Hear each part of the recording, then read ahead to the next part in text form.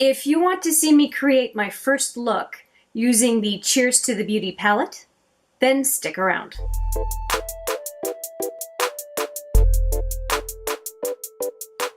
Hi there, it's Hélène with another video, and I am here to do a first impressions of the Cheers to the Beauty palette from Coloured Raine. And I am feeling a little bit of time pressure to do this because I found out this morning that Cheers to the Beauty is a palette that is being discontinued by Coloured Raine, and I wanted to make sure to get at least one look out with this palette sooner than later so that you can take a look at the palette and decide whether or not you want to take advantage of the fact that I think it's 25 US or 50% off or something. It's an amazing deal. I will put the information on the clearance in the description box below. But let me just show you the palette first off. Okay, so here is the palette. There is a sleeve that comes with it. I've just taken off the sleeve. And I love the fact that there's a sleeve to cover the palette to protect it. And inside there, it does come with a plastic to cover the shadows. Now, this is very, very shiny. It does come with a mirror. And this is what the palette looks like. So 12 regular, what I would call regular eyeshadows, and then a highlighter at the very end. And I want to do a look with this palette right away, just to give you a sense of how the shadows perform. Now, this is the first time I use Coloured Raine, and usually I'll introduce a brand new focus and all that good stuff, and that will come in a subsequent video because I really want to get this out today because of the fact that this palette is discontinued or getting discontinued. I am looking at the shadows. I have never played with Coloured Raine at all, so this is a true first impressions. I have not even touched this palette yet. I haven't swatched it. I haven't done anything. The swatches video, though, is coming out very, very shortly, so you can watch for that. But we're going to go right into this. And I really haven't looked at any review videos on this palette for a while. So I don't remember what folks were saying. I do remember that it was a polarizing palette. Some people loved it, some people hated it, some people were even lukewarm, but for the most part, I think they were kind of the two camps. And I really don't have an opinion. I do want to do a neutral look though today. There's some other stuff going on in the day that doesn't warrant a super colorful palette. And I am thinking that I'm probably going to stay in this area of the palette, and normally I would be pulling towards some of these really nice vibrant colors, but I think I might go more toward the neutrals, although I'm going to just take a look at Iconic here, this one right here. Just want to see what that one looks like. It's kind of a taupey brown. Now that's really pretty. Going to swatch as well Raise a Glass. I think it goes well with the brown that I'm wearing. Yeah, I think these two colors go really well together. I think I might do a look with those two. Along with Powder Room, I think that's a nice transition color. And Boutonniere for the brow bone. So I think that's what we're going to do. I think we're going to do Powder Room first, then Raise a Glass, Iconic on the inner lid, and Boutonniere to finish on the brow bone. That's what I'm going to do. Just going to wipe my fingers before I get stuff all over the place because I know myself. I end up with eyeshadow all over my face. And so, yes, and it looks like the Raise a Glass, it's a matte, but it looks like it's kind of somewhat powdery but buildable, and I'm okay with that. I do have some eyeshadow, and you'll notice I have some liner and mascara. So I have the liner is the Annabelle Blackest Black on the upper waterline. I have the Lancôme Monsieur Big as mascara, And I do have two colors from the Smashbox Matte Exposure. I am wearing Vanilla and Suede. So Vanilla is right here, and I'm also wearing Suede down here. So those are the two colors that I have right now, but they will be covered up by the Coloured Raine shadows that I'm going to start using right now. So I'm going to go in right away with Powder Room, right, this one. With just a crease brush, just going in. And it's definitely a powdery matte, but I don't mind those. I think they look perfectly fine. And I'm going to use the mirror from the palette.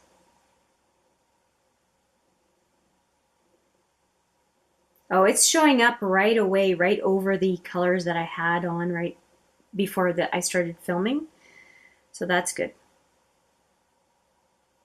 Woo! It's, yeah, okay, there's payoff there.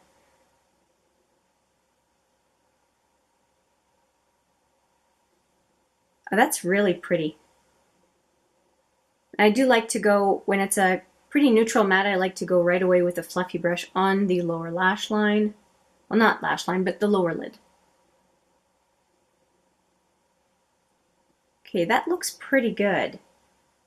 All right, I will do the other side and then we'll move over to the Raise a Glass for the crease.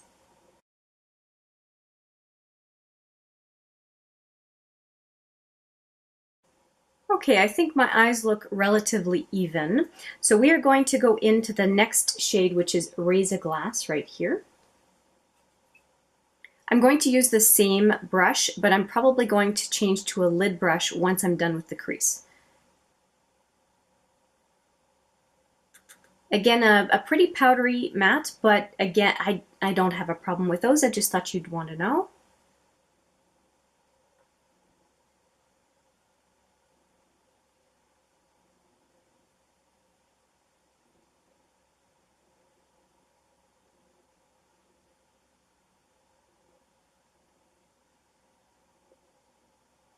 Okay, and I'm concentrating the color more in this area.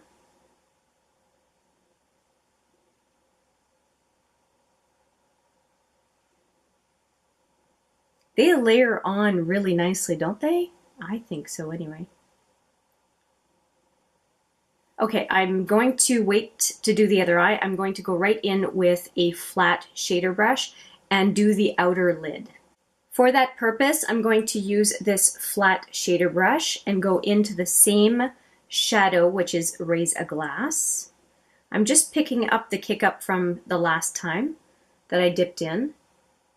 I should say the first time I dipped in, and you'll see that it applies a lot more depth of color than a fluffy brush. It's more intense. The brush selection certainly makes a difference in how a shadow applies.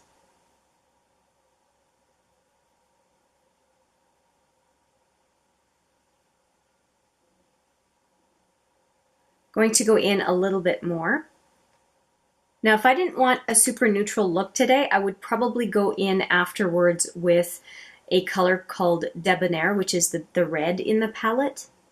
They look like they would go really well together, the Raise a Glass and Debonair, so you can expect to see that in a future look.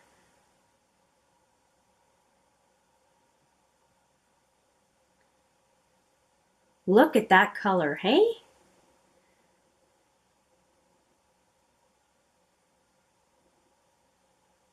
I'm going to use a smudger brush to go on the lower lid.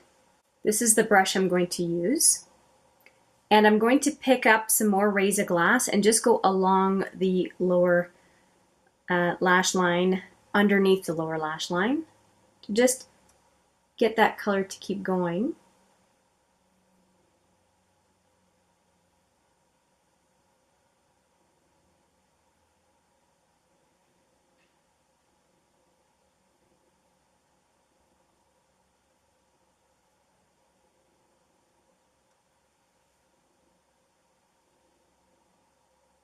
I really like it. I'm just going to go back in with my fluffy brush to intensify the outer crease.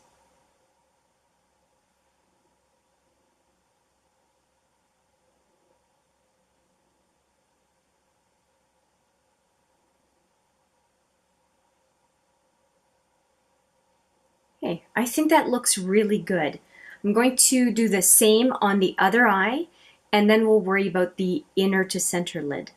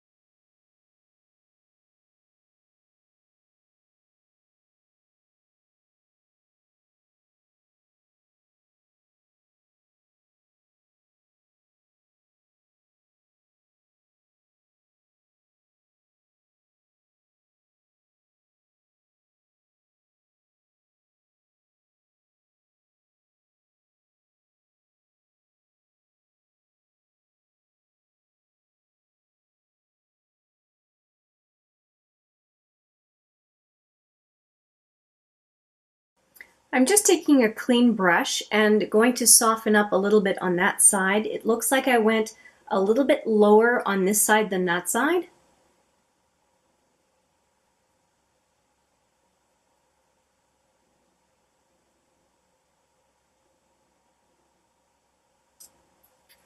And just evening out again with whatever's left on my brush of Raise a Glass.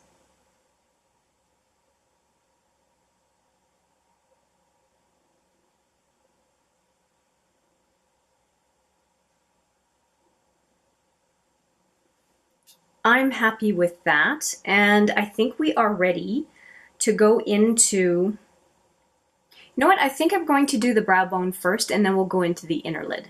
For the brow bone, I'm going to use this brush right here. I really like it. It's pretty flat, but fluffy enough to do the brow bone properly, and I'm going to go in with Boutonniere, which is this one.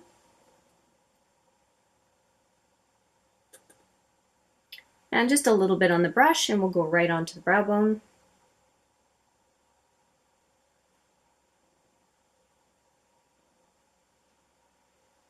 That looks pretty good. Other side.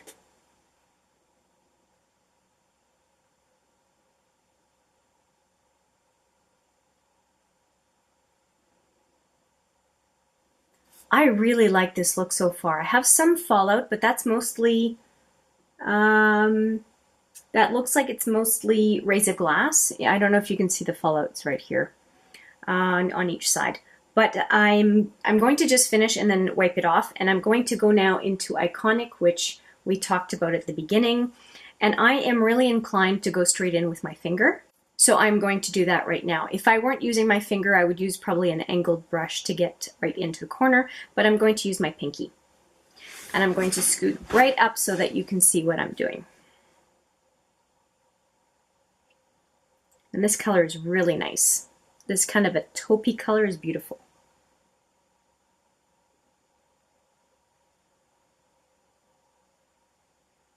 Let's see what it's looking like. Oh yeah, oh yeah.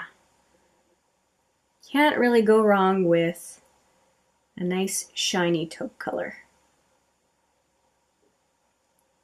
And even if you're warm tone, like warm skin tone like me, I find that even a cool color looks good on the inner lid regardless of skin tone. Because, like I said in a previous video, the inner corner is kind of sequestered. It's not going right on against the rest of your face. It's really kind of caged in the little confined spot. And so you have more liberty with the inner corner as far as what color you put on, especially if you're sensitive to that, having colors that complement your skin tone. I'm just going to go over the center lid, but fading out the color. And I find that using a finger, you can almost get a cut crease effect. You see how that kind of is happening there? I really, really like that color. So I'm going to do it on the other side, and then we'll clean up and finish up the look.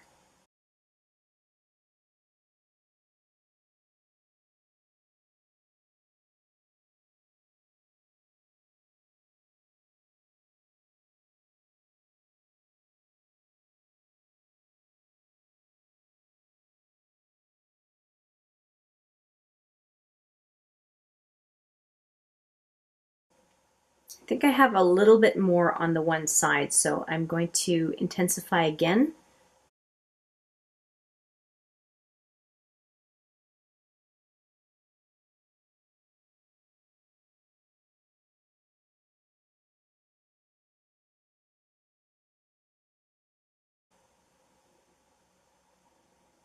Okay, I think they look pretty even now. Now, I really like the effect of this. I hope you do too. Let me just wipe off the fallout, and I'll refresh my liner and mascara and be right back.